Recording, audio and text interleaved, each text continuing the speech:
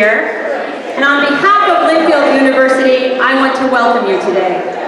We are thrilled that you are here, and we are happy to finally be celebrating all of you and your contributions to Linfield's past, present, and future. The 50th anniversary of the passing of Title IX, an act that focused on, among other things, more equity for women in education and athletics, seemed like as good a time as any to honor and recognize Linfield's women's athletes. Though I was not an athlete myself, I am a huge fan of athletics. I have watched for years as women have displayed strength, grit, determination, speed, skill, and smarts. I am proud of our student athletes and our alumni athletes, and their accomplishments both on the field and court and off. And I am well aware of the fact that some of the accomplishments outside of athletics can be attributed to the skills learned, practiced, and perfected within athletics. Today, we honor and celebrate all of you, but we would like to start by recognizing some of the pioneers, the women who helped lay the foundation for the strong women's athletic programs we have here today, the women who did so at a time when women's sports were underfunded and frankly underappreciated. So, to that end, we will begin today's celebration with the unveiling of a plaque honoring one such pioneer. And following this very brief ceremony, we invite you to stay and see a display of memorabilia in the upper gym. Most of that was donated by alumni athletes. We then welcome you to the VIP area where you can enjoy food and beverage and continue visiting with others. You're invited to stay and see the football game if you'd like, and then at halftime, we will publicly recognize you and the legacy you've helped create with a brief presentation on the field. Again, we thank you for being here, and we thank you for the ways that you helped shape Linfield and Linfield athletics. To bring you further greetings, I would like to introduce Linfield's Athletic Director, Gary Kilgore.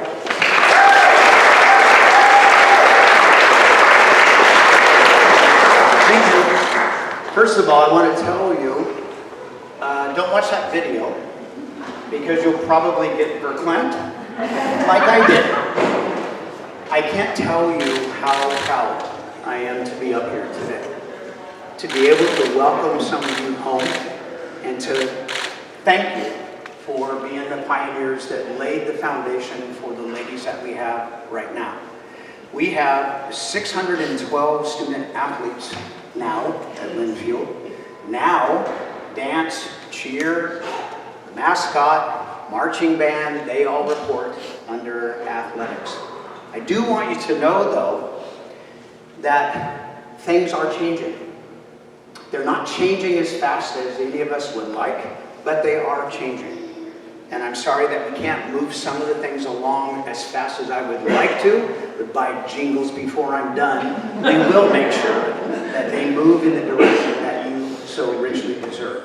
Many of you I either had in class or you were one of my athletes, and for that I am eternally grateful. So thank you very much. All in and go Cats. I screwed up. I knew I would do that. Ah! Okay. I told myself that I was going to embarrass the hell out of Laura Kino, so that is what I'm going to do right now. Yes. Okay. So yeah, now you get to see the real Gary. So Laura is one of the unsung heroes at Linfield.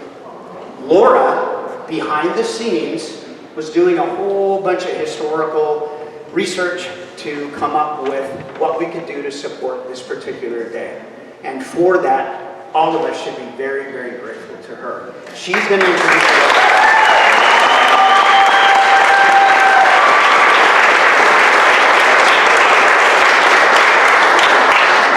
Thanks, Gary, but I cannot take a lot of credit for this. I might have done some of the seed planting, but there are so many people at Linfield and outside of Linfield that have contributed to what's happening today that would not have been possible without the tireless effort and energy of so many who are really, really committed to seeing this happen and to seeing this perpetuate moving forward. So I want to just start by talking a little bit about the legacy of Dr. Jane McElroy. Webster's dictionary defines courage as the mental or moral strength to venture, persevere, and withstand danger, fear, or difficulty. And authentic is defined as being true to one's own personality, spirit, or character. Dr. Jane McElroy exemplified these traits in both her personal and her professional life. To those who knew her best, she truly had a servant's heart, reflected in her commitment and her dedication to country, profession, and the people to whom she had contact with. She saw it as her duty to help others with whatever she might have to give. Jane McElroy was raised in a military family. Her father was a colonel in the U.S. Army. Her mother died unexpectedly when Jane was just 3 years old, and that loss profoundly affected her. She spent her formative years on Army bases in the U.S. and Japan, where she found enjoyment and release in playing physical activity and competing most often against the boys. Jane herself was a veteran of World War II's Women's Army Corps, where she served 3 years as a public relations officer. While in the service, she helped organize the first women's basketball teams in the military. Before entering the service, she completed a bachelor's degree at Wheaton College, and after leaving the service, she completed her master's degree at the University of Oregon in 1949. She came to Linfield in 1950 and served 32 years as Professor of Health and Physical Education and Director of Women's Athletics until her retirement in 1982. While at Linfield, she designed what was known as the Linfield blouse. It was a modified women's PE and athletic garment that wouldn't ride up during athletic activities and expose the midriff, heaven forbid. It was then produced and distributed by Portland's Dennis Uniform Company, where it was a popular item among many Western colleges and universities.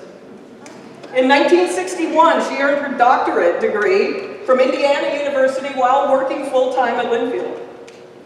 She developed, and with the assistance of her longtime colleague Chris Olson, delivered the women's physical education curriculum at Linfield. McElroy was considered a leader in curricular development and revision in the field of women's physical education, and consistently positioned Linfield at the cutting edge of national trends in the field. She and Olson supervised Linfield's Physical Education Majors and Minors Club and the Women's Recreation Association. Often described by her former students as stoic, stern, old school, regimented, a stickler for details, yes, spelling matters, many also saw the underlying warm heart and big heart and recognized that she cared deeply about her students. She was committed to preparing and equipping the next generation of women's physical educators, and her approach might best be appreciated only in hindsight. As one alum stated, the examples she set for her students and the principles she taught were absolutely instrumental in my later professional success. Dr. McElroy and Chris Olson coached all of the Linfield women's athletic teams at the time. Dr. McElroy's primary interest was field hockey, but she also coached or advised basketball, bowling, softball, cross country, and track and field, with those teams earning conference championships in most of the sports. She was instrumental in the formation of the Women's Conference of Independent Colleges, where she served multiple terms as president and secretary. She shepherded Linfield women's athletics through the challenges and the shifting landscapes of pre- and post-Title IX. She was a fierce advocate of women's opportunities in education, physical activity, and athletics. Dr. Robin Veely, a former professor at Linfield and a mentee of Dr. McElroy, stated, "She was truly a visionary and ahead of her time relative to women's athletics. She loved the WCIC and the AIAW and what they stood for. Women coaches and women administrators leading women's athletics. She wasn't anti-male, she wasn't anti-MC2A, rather she was just so dedicated to women having opportunities for leadership in sport. And the AIAW and the WCIC just epitomized that." Besides her professional skills, Dr. McElroy was a dog lover. Shelties were her favorite. She was an avid sailor, and she summited many of the mountain peaks in the Pacific Northwest. Her list of honors are numerous, but she seldomly spoke of them as she saw pride as almost a defective trait of character. She was named one of the 6 Oregon Pioneer Ladies by the Gusti Club of Champions in 1981 and was recognized as one of the first women to govern a collegiate athletic program by the AIAW in 1982.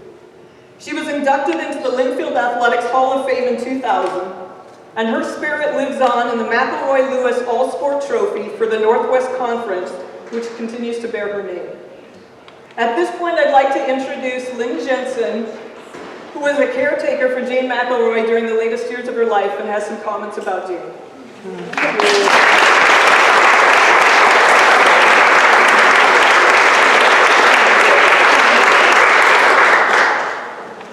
Oh my gosh, what an honor. I'm Lynn Jensen. Wow, I'm just bowled over. I feel like I'm on sacred ground. So, yeah, I have a speech. Well, I'm here today because I had the immense privilege of getting to know Jane McElroy on a personal level over the last decade of her life. We are here to honor Jane's incredible contributions to women's athletics and academics, but Jane seemed to reach a level of accomplishment in just about all areas of her life. It just came naturally to her. Jane, as you heard, grew up in a military family and spent most of her childhood in Washington, D.C. and Japan, where her father was the American attaché to Japan prior to World War II. Pretty incredible stories just there. It's no surprise then that upon graduating from Wheaton, Jane enlisted and was among the first in the Women's Army Auxiliary Corps during World War II. While in the military, Jane told me she rose to 3rd in command at McChord Air Force Base. I'm not surprised. She said her military training came in quite handy when she worked at the Jewish Community Center in San Francisco, where she had to tame a bunch of rambunctious young women by having them march in formation around the playground to the point of exhaustion. She always had a twinkle in her eye when she told me that story. She regaled me with stories of incredible adventures, flying airplanes while in the military, and dare I tell you, without a pilot's license, and being guided by the lights of the highway for navigation. In her 20s, Jane drove across country many times, something not a lot of women did in the 1940s. She told me she would pitch a tent on the side of the road and eat in local diners, and she was perplexed that people were puzzled by her, and they were always asking her if something was wrong, if she was okay. Jane and her lifelong friend Chris, who was Jane's assistant here at Linfield, drove the Alaska-Canada Highway in a camper when the majority of the road was still dirt and filled with potholes and ruts. One of Jane's great passions was sailing. Many times, Jane and Chris sailed the Inside Passage to Alaska from their beloved home on Orcas Island in the San Juans. Jane kept detailed logs of these trips, and it brought her great joy to go over those logs with me many decades later. Is that a fire drill? Okay, Jane. This is incredible. Jane sailed solo for the last time to the Canadian Gulf Islands in her 80s. Wow. I asked her how she could do all of these amazing things that she had, and she simply said, I didn't feel fear. Jane had a unique way of looking at the world. As you heard, if she saw a problem and determined that she could do something about it, she felt it was her responsibility and her duty to solve it. When her dear friend and neighbor Rosa lost her eyesight, Jane knew how important reading was to her, and without thinking twice, stepped in to read to her weekly at her home. And on a larger scale, Jane saw that women athletes were not given the same opportunity as men. And so she set out to change that, and she certainly did. Jane lived both an extraordinary life of great accomplishment and a simple life marked by humility and grace. One without the other could not have had the same impact, I think. As she grew older, Jane wanted all traces of awards, recognitions, and personal achievements removed from her sphere. She said she didn't want to sit around as an old lady looking at all of it and get a big head. Despite this, I feel strongly that Jane would so much appreciate humbly this recognition that she's receiving today and accept it on behalf of all women who have come before her and are yet to come. Thank you. It's such an honor to share with you the Jane that I got to know and grew to love.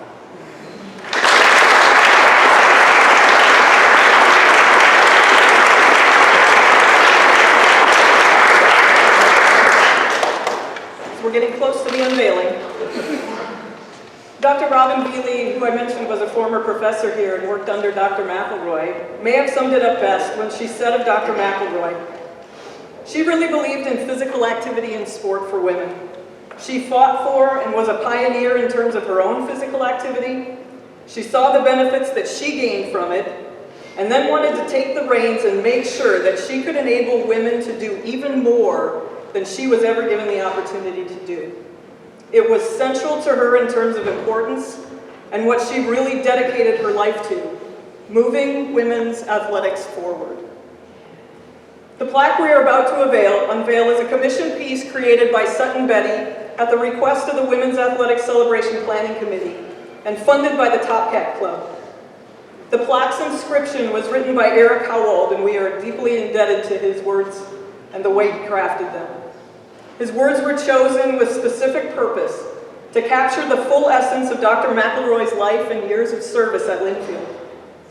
It is the hope of all of those who have been involved in the organization of today's events that this plaque will serve as a reminder to everyone of Dr. McElroy's amazing legacy and the foundation she laid for everything that happens in Linfield athletics, Linfield women's athletics moving forward.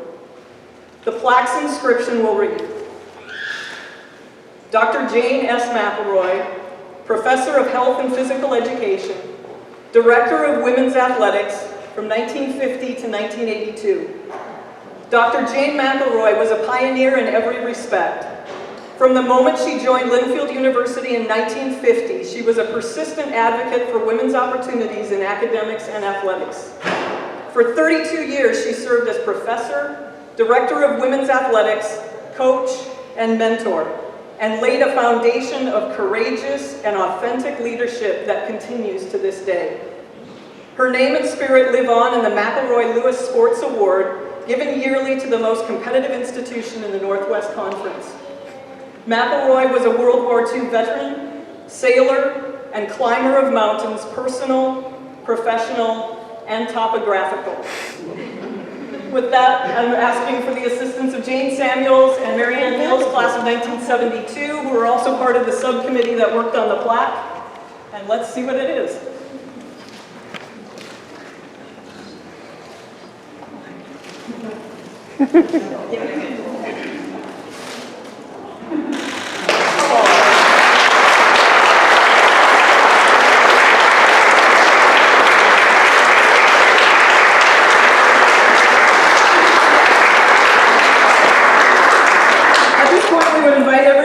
To wander past, take a look, take pictures, view the memorabilia that are in the upper gym. If there are small groups of people that are clumped together and are here because you wanted to see other people from your date and your era, Tim Safranco is looking to take pictures of those people and record your presence here. So please grab your group and find Tim, and we would love to have pictures taken anywhere that you'd like. If you'd like pictures taken in front of the plaque, we look forward to having that opportunity to do so. Please enjoy your day, and let's celebrate everybody that's here and was a part of the Linfield story. Oh, hang on 1 second, please. Oh, you don't get to leave just yet. Please meet with me at the north end of the stadium right before halftime. So yes, you'll have to pay attention to the clock a little bit. But please meet with me there. We'll get you organized so that we can do a really nice recognition for you out on the field. And thank you very much again. Appreciate it. Enjoy our VIP area.